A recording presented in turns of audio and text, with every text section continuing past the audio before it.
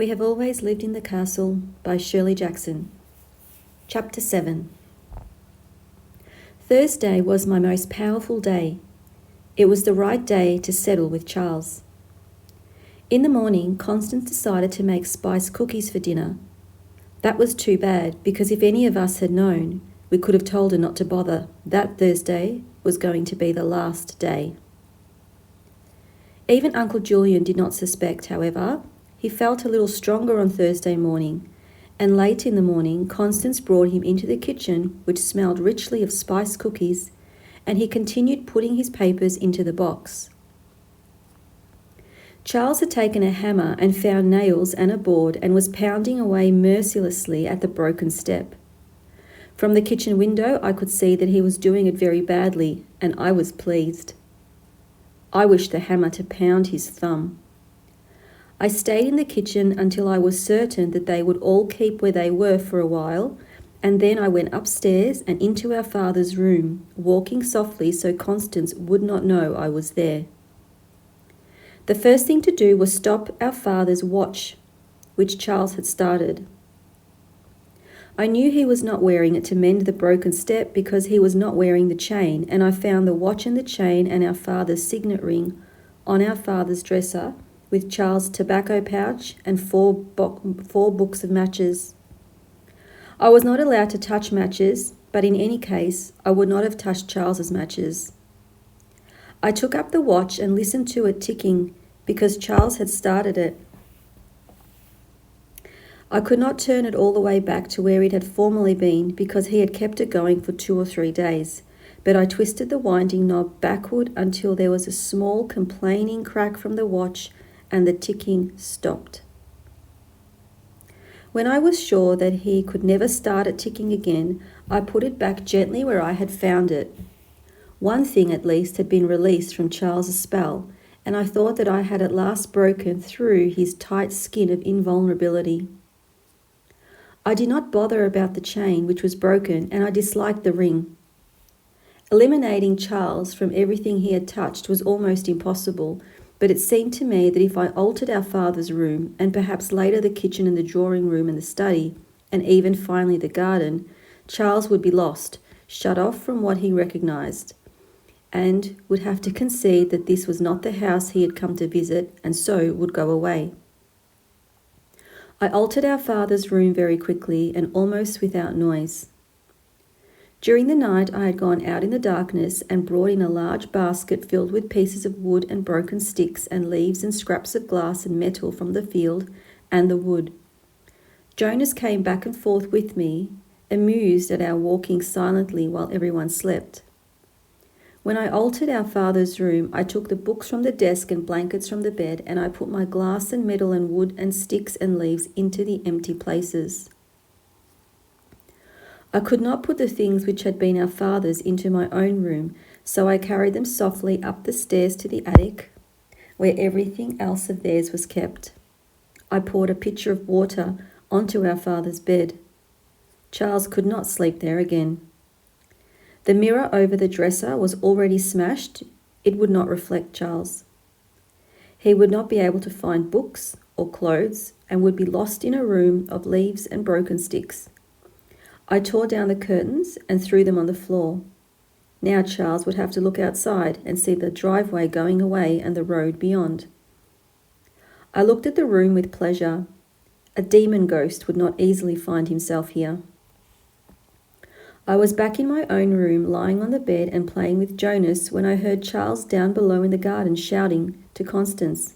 "This is too much," he was saying, "simply too much." "What now?" Constance asked. She had come to the kitchen door, and I could hear Uncle Julian somewhere below saying, "Tell that young fool to stop his bellowing." I looked out quickly. The broken step had clearly been too much for Charles, because the hammer and the board lay on the ground and the step was still broken. Charles was coming up the path from the creek, and he was carrying something. I wondered what he had found now. "Did you ever hear of anything like this?" he was saying. Even though he was close now, he was still shouting, "Look at this, Connie, just look at it." "I suppose it belongs to Merricat," Constance said.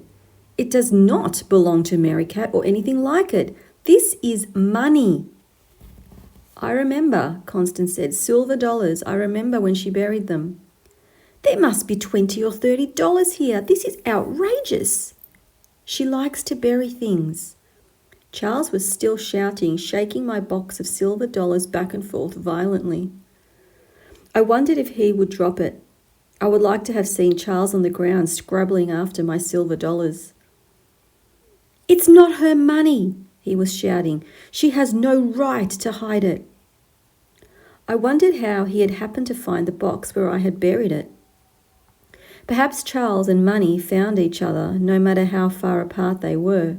Or perhaps Charles was enraged in systematically digging up every inch of our land. This is terrible, he was shouting. Terrible! She has no right. No harm is done, Constance said. I could see that she was puzzled, and somewhere inside the kitchen Uncle Julian was pounding and calling her. How do you know there isn't more? Charles held the box out accusingly. How do you know what that crazy kid hasn't buried thousands of dollars all over where we'll never find it? She likes to bury things, Constance said. Coming, Uncle Julian. Charles followed her inside, still holding the box tenderly. I supposed I could bury the box again after he had gone, but I was not pleased. I came to the top of the stairs and watched Charles proceeding down the hall to the study. He was clearly going to put my silver dollars into our father's safe. I ran down the stairs quickly and quietly and out through the kitchen. Silly Mary Cat, Constance said to me as I passed. She was putting spice cookies in long rows to cool. I was thinking of Charles. I could turn him into a fly and drop him into a spider's web and watch him tangled and helpless and struggling, shut into the body of a dying, buzzing fly. I could wish him dead until he died. I could fasten him to a tree and keep him there until he grew into the trunk and bark grew over his mouth. I could bury him in the hole where my box of silver dollars had been so safe until he came. If he was under the ground, I could walk over him, stamping my feet. He had not even bothered to fill in the hole. I could imagine him walking here and noticing the spot where the ground was disturbed, stopping to poke in it and then digging wildly with both his hands, scowling and finally greedy and shocked and gasping when he found my box of silver dollars. Don't blame me, I said to the hole. I would have to find something else to bury here, and I wished it could be Charles. The hole would hold his head nicely. I laughed when I found a round stone the right size and scratched a face on it and buried it in the hole. Goodbye, Charles, I said. Next time, don't go around taking other people's things. I stayed by the creek for an hour or so. I was staying by the creek when Charles finally went upstairs and into the room which was no longer his and no longer our father's. I thought for 1 minute that Charles had been in my shelter, but nothing was disturbed, as it would have been if Charles had come scratching around. He had been near enough to bother me, however, so I cleared out the grass and leaves I usually slept on and shook out my blanket and put in everything fresh. I washed the flat rock where I sometimes ate my meals and put a better branch across the entrance. I wondered if Charles would come back looking for more silver dollars, and I wondered if he would like my 6 blue marbles. I was finally hungry and went back to our house, and there in the kitchen was Charles, still shouting. I can't believe it, he was saying, quite shrill by now. I simply can't believe it. I wondered how long Charles was going to go on shouting. He made a black noise in our house, and his voice was getting thinner and higher. Perhaps if he shouted long enough, he would squeak. I sat on the kitchen step next to Jonas and thought that perhaps Constance might laugh out loud if Charles squeaked at her. It never happened, however, because as soon as he saw that I was sitting on the step, he was quiet for a minute, and then when he spoke, he had brought his voice down and made it slow. So you're back, he said. He did not move toward me, but I felt his voice as though he was coming closer. I did not look at him. I looked at Jonas, who was looking at him. I haven't quite decided what I'm going to do with you, he said, but whatever I do, you'll remember it. Don't bully her, Charles, Constance said. I did not like her voice either because it was strange and I knew she was uncertain. It's all my fault anyway. That was her new way of thinking. I thought I would help Constance, perhaps make her laugh. Amanita pantherina, I said, highly poisonous. Amanita rubescens, edible and good. The Cicuta maculata is the water hemlock, one of the most poisonous of wild plants if taken internally. The Opicynum cannabinum is not a poisonous plant of the first importance, but the snakeberry... Stop it, Charles said, still quiet. Constance, I said, we came home for lunch, Jonas and I. First you will have to explain to Cousin Charles, Constance said, and I was chilled. Charles was sitting at the kitchen table with his chair pushed back and turned a little to face me in the doorway. Constance stood behind him, leaning against the sink. Uncle Julian sat at his table, stirring papers. There were rows and rows of spice cookies cooling, and the kitchen still smelled of cinnamon and nutmeg. I wondered if Constance would give Jonas a spice cookie with his supper, but of course she never did because that was the last day. Now listen, Charles said.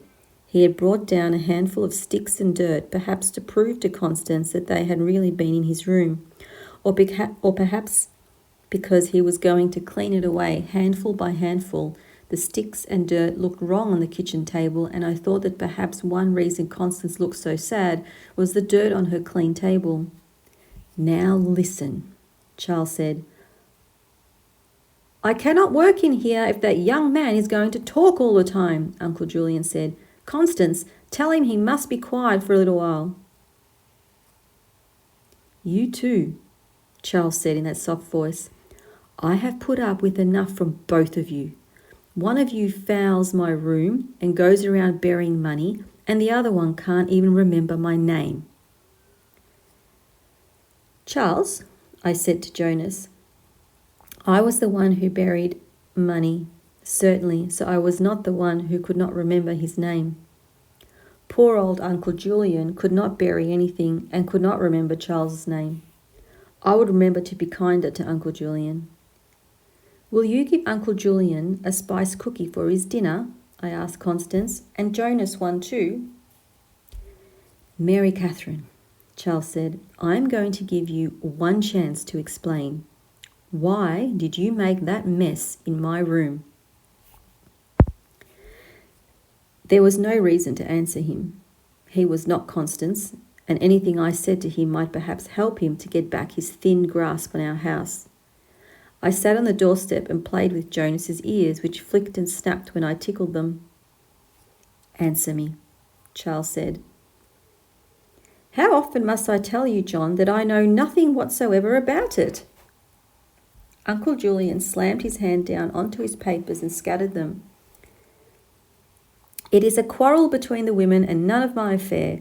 I do not involve myself in my wife's petty squabbles, and I strongly advise you to do the same. It is not fitting for men of dignity to threaten and reproach because women have had a falling out. You lose stature, John, you lose stature. Shut up, Charles said. He was shouting again, and I was pleased. Constance, he said, lowering his voice a little, this is terrible. The sooner you are out of it, the better.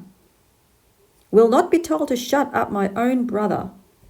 We will leave your house, John, if that really is your desire. I ask you, however, to reflect. My wife and I... It's my fault, all of it, Constance said. I thought she was going to cry. It was unthinkable for Constance to cry again after all these years, but I was held tight. I was chilled, and I could not move to go over to her. You are evil, I said to Charles. You are a ghost and a demon. What the hell? Charles said. Don't pay any attention, Constance told him. Don't listen to Mary Cat's nonsense. You're a very selfish man, John, perhaps even a scoundrel, and overly fond of the world's goods. I sometimes wonder, John, if you are every bit the gentleman. It's a crazy house, Charles said with conviction. Constance, this is a crazy house. I'll clean your room right away, Charles. Please don't be angry.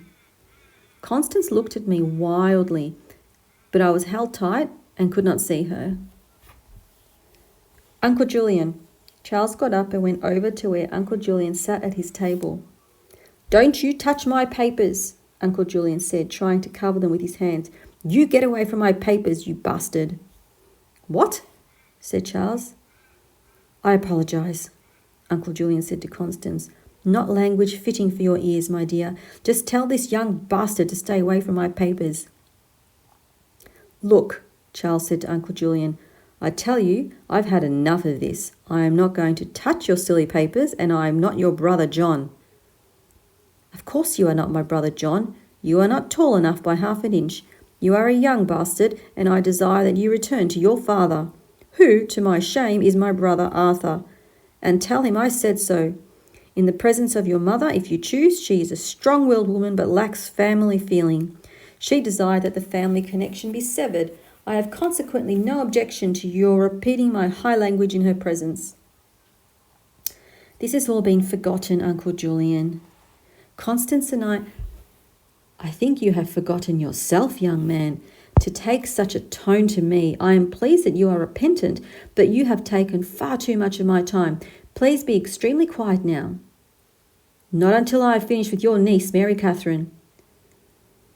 My niece, Mary Katherine, has been a long time dead, young man. She did not survive the loss of her family. I supposed you knew that. What? Charles turned furiously to Constance. My niece, Mary Katherine, died in an orphanage of neglect during her sister's trial for murder. But she is of a very little consequence to my book, and so we will have done with her. She is sitting right here. Charles waved his hands and his face was red. Young man, Uncle Julian put down his pencil and half turned to face Charles. I have pointed out to you, I believe, the importance of my work. You choose constantly to interrupt me. I have had enough. You must either be quiet or you must leave this room. I was laughing at Charles, and even Constance was smiling.